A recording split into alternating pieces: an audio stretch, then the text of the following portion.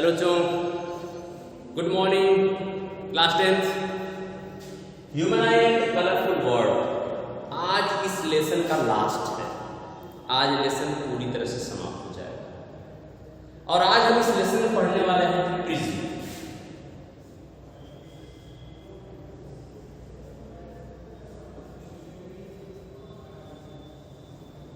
What is prism? Prism क्या होता है? हमने पहले लेसन में लेंस के बारे में पढ़ा, दर्पण पढ़ा, हमने लेंस पढ़ा। लेंस में हमने पढ़ा कि कोई दो वक्राकार पृष्ठ है या एक समतल पृष्ठ है और एक वक्राकार पृष्ठ है और उसके बीच में जो घिरा हुआ समांग पारदर्शी माध्यम है उसी को हम लोग कहते हैं लेंस। लेकिन प्रिज्म में क्या होता है ना कि दो समतल सतहें होती हैं, जो दोनों समतल सतहें होती हैं वो किसी कोण पर झुकी होती है और उनके बीच जो घिरा हुआ समांग पारदर्शी माध्यम होता है उसे कहा जाता है प्रिज्म। यानी लेंस और प्रिज्म में यही अंतर है कि लेंस में एक समतल अथवा एक वक्राकार पृष्ठ के बीच घिरा समांग पारदर्शी माध्यम होता है, जबकि प्रिज्म में क्या होता है कि किसी कोण पर झुके दो समतल पृष्ठ होते हैं और उनके बीच में घिरा हुआ समान पारदर्शी माध्यम होता है, तो उसे हम कहते हैं प्रिज्म। नॉर्मली जो प्रिज्म होता है ना वो त्रिभुज की आकृति का होता है, जो कि 3 डायमेंशनल होता है, 2 डायमेंशनल नहीं 3 डायमेंशनल होता है। वैसे तो हम किसी प्रिज्म को इस रूप में दिखा देते हैं कि इस तरह से हमारा क्या है प्रिज्म।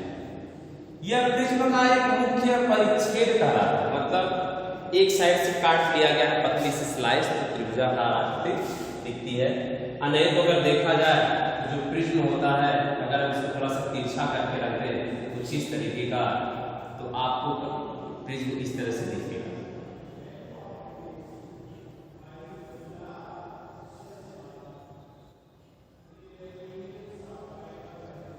थ्री डायमेंशनल फिगर है, इसलिए बहुत ज्यादा समझ में भी नहीं आएगा आपको।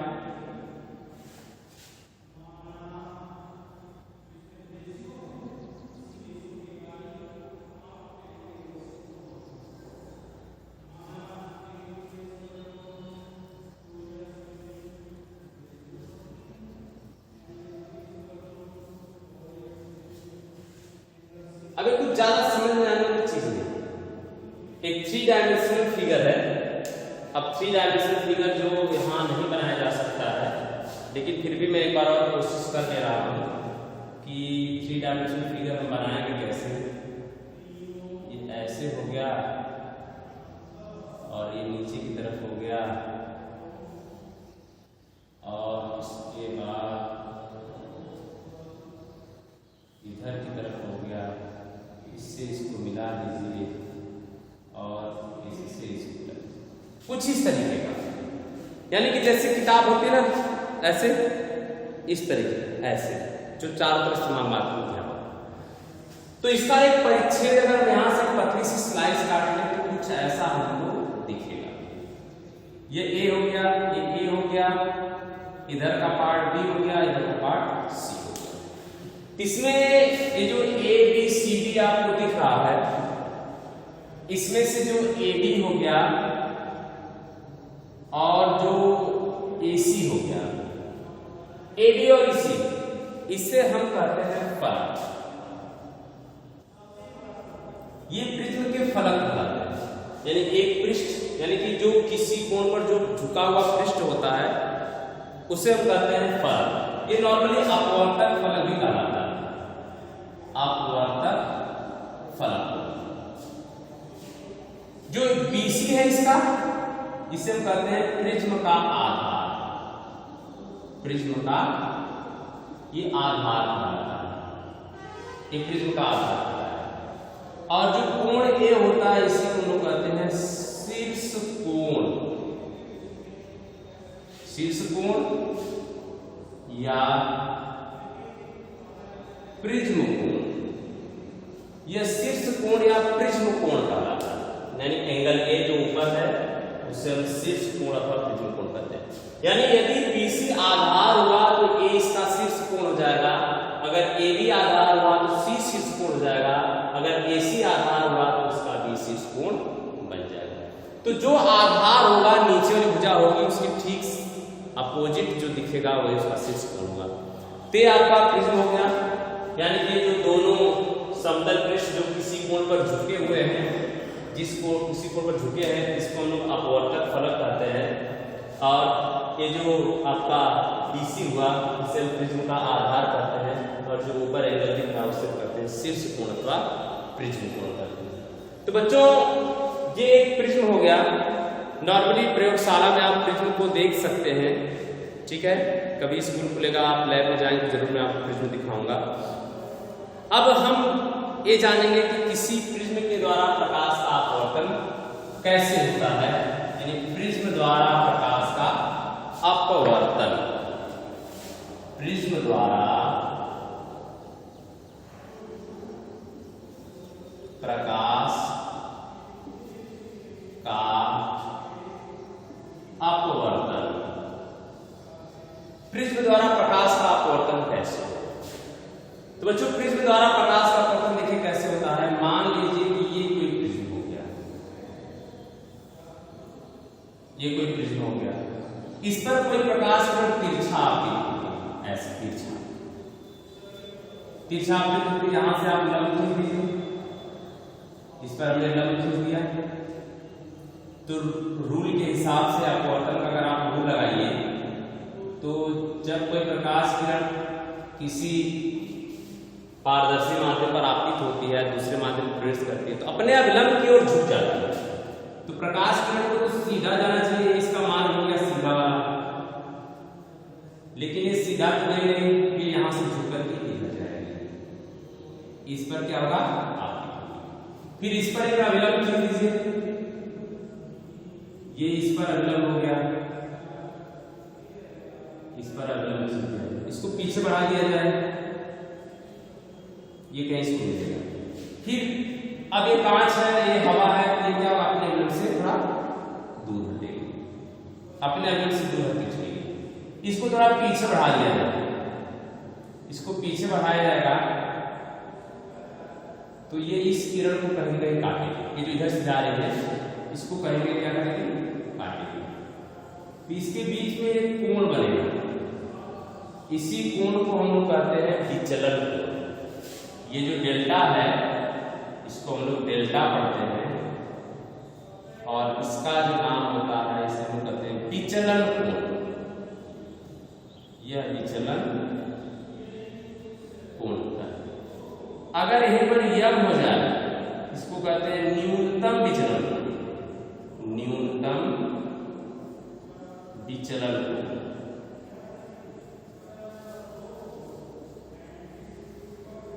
न्यूनतम विचलन कोण यानी डेल्टा अलग क्या होगा, तो सिर्फ विचलन कोण और इस तरह से न्यूनतम विचलन कोण।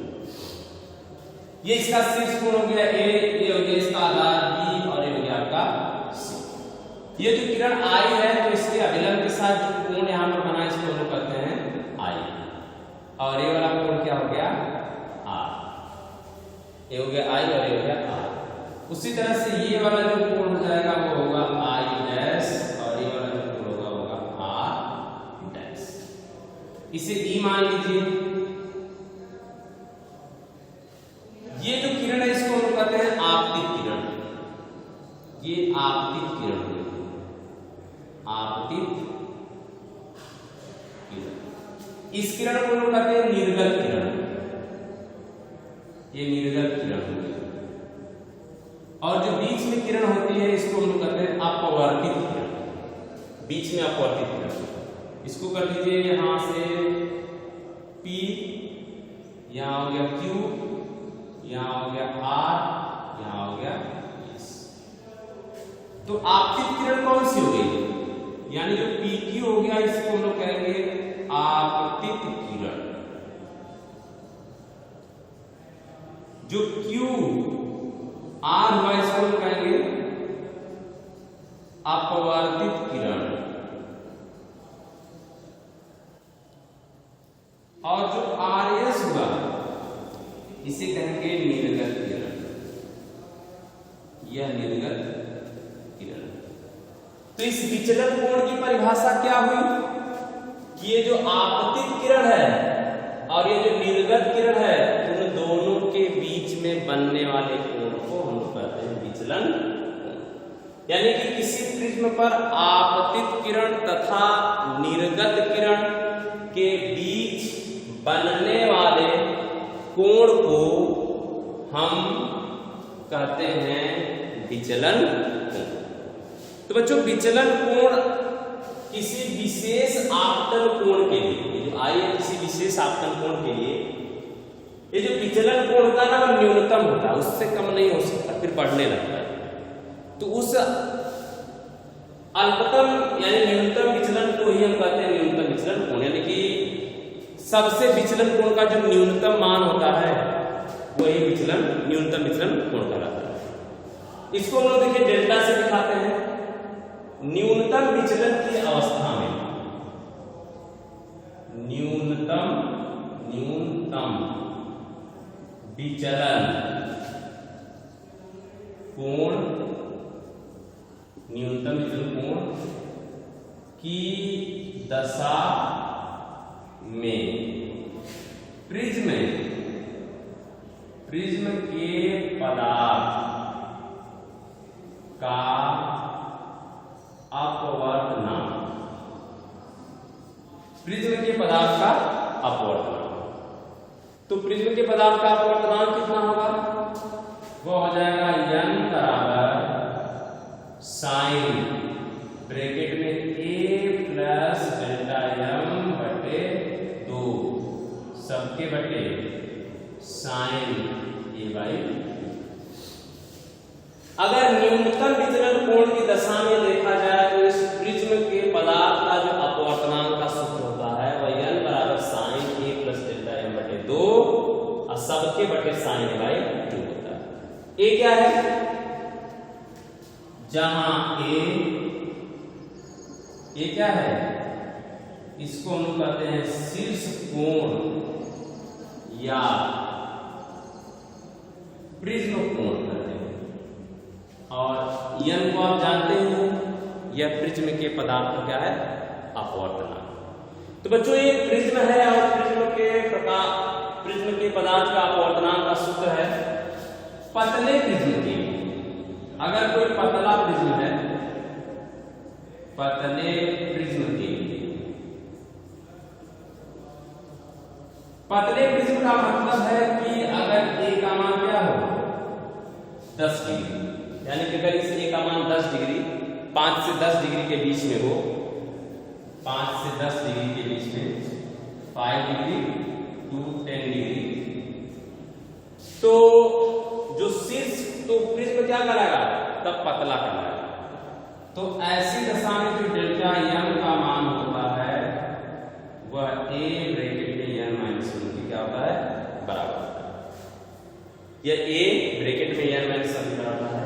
इस सूत्र की सहायता से हम न्यूनतम विचलन कोण का मान ज्ञात कर सकते हैं। बच्चों इस लेसन में एक टॉपिक और बची हुई है लास्ट, और वह है प्रकाश का वर्ण विक्षेपण। अब हम उसे भी जान लेते हैं कि ये लेसन आपका पूरी तरह से समाप्त हो जाएगा। और जैसे लेसन समाप्त होगा हम लोग अब न्यूमेरिकल पढ़ेंगे। तो अब लास्ट हेडिंग है प्रकाश का वर्ण विक्षेपण। प्रकाश का वर्ण विक्षेपण। प्रकाश का वर्ण विक्षेपण। डिस्पर्सन ऑफ लाइट, इसे हम लोग कहते हैं डिस्पर्सन ऑफ लाइट।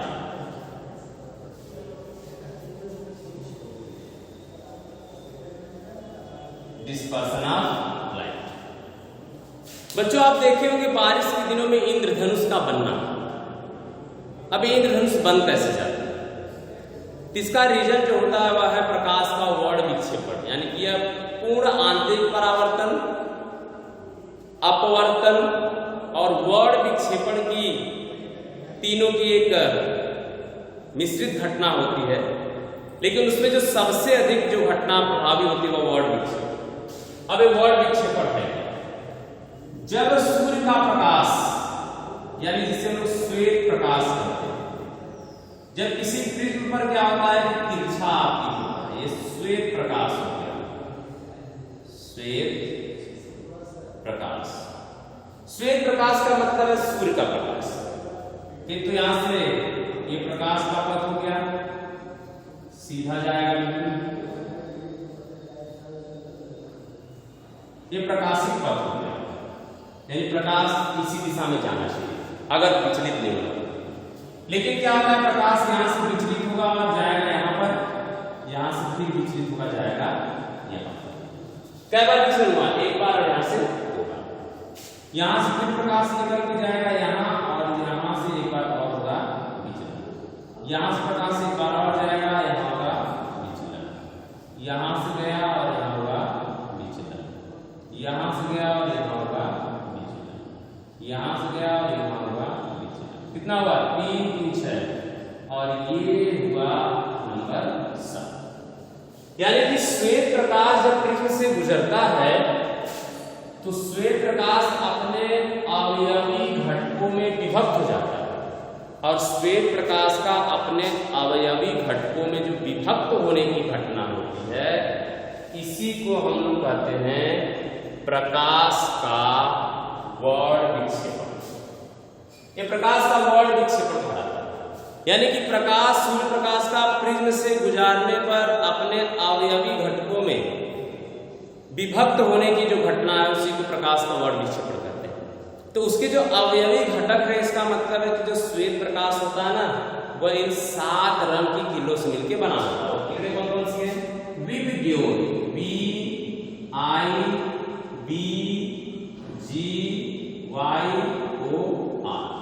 ये 7 रंग की किरणें हैं। 7 लाइन में लिखा है 7 रंग की किरणें। R का मतलब आता है रेड, O का मतलब ऑरेंज, ये हो गया ऑरेंज, Y का मतलब येलो, G का मतलब ग्रीन, B का मतलब ब्लू, और I का मतलब इंडिगो, और B का मतलब वायलेट। ये 7 रंग की प्रकाश की किरणें हैं, और इसको नीचे से ऊपर की तरफ हम लोग पढ़ते हैं विबग्यो। आप जैसे भी याद करना, इसको याद कर लीजिए और क्रम से याद करिएगा। सबसे नीचे जिसमें विचलन सबसे अधिक हुआ है, यानी कि सबसे अधिक विचलन किसमें हुआ है? सबसे अधिक विचलन, सबसे अधिक विचलन, सबसे अधिक विचलन होता है वह वायलेट में होता है। वायलेट का मतलब होता है बैगनी। और सबसे कम विचलन, सबसे कम विचलन, जो सबसे कम विचलन होता है वो होता है रेड, यानी कि लाल। जिसमें सबसे कम विचलन होता है इसकी तरंगदैर्घ्य सबसे बड़ी होती है, यानी कि एक बड़ी तरंगदैर्घ्य, बड़ी तरंगदैर्घ्य, और यह छोटी तरंगदैर्घ्य, यानी ऊपर वाले की तरंगदैर्घ्य सबसे बड़ी होती है और नीचे वाले की तरंगदैर्घ्य सबसे छोटी होती है। तो फिगर आप ध्यान से बनाइएगा अच्छी तरह से। एक बार एक बिंदु से सारी किरणें जाएंगी, एक बार यहां से झुकेंगी और एक बार यहां से झुकेंगी। दो बार प्रकाश की किरणों को आपको झुकाना है। जब प्रकाश को 2 बार झुकाएंगे तो फिगर आपका अच्छा बनेगा। और कोशिश करिएगा कि इसको कलरफुल बनाइए।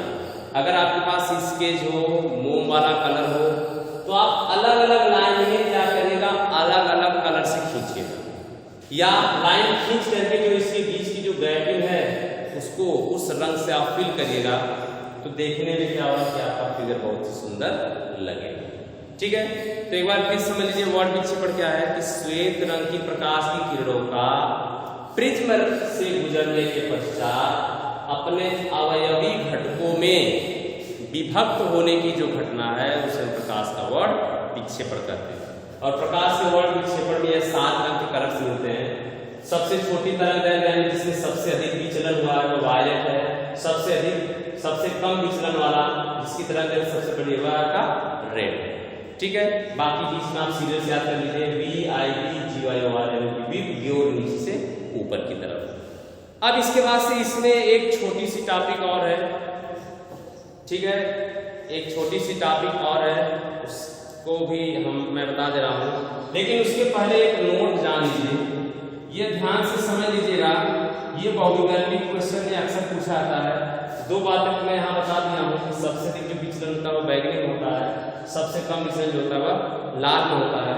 और एक चीज है, लाल रंग के लिए जो कांच का अपवर्तनांक सबसे कम, लाल रंग के लिए कांच का अपवर्तनांक, कांच का अपवर्तनांक सबसे कम, सबसे कम होता है। यानी कि लाल रंग के लिए जो अपवर्तनांक होता है क्या होता है, सबसे कम होता है। और बैगनी रंग के लिए, बैगनी रंग के लिए कांच का अपवर्तनांक, कांच का अपवर्तनांक सबसे क्या होता है, अधिक होता है। लाल रंग के लिए जो अपवर्तनांक, कांच का अपवर्तनांक सबसे कम होता है और जो बैगनी के लिए जो अपवर्तनांक सबसे अधिक होता है। अब एक चीज और इसमें हम पढ़ रहे हैं, प्रकाश का प्रकीर्णन। प्रकाश का प्रकीर्णन, स्कैटरिंग ऑफ लाइट।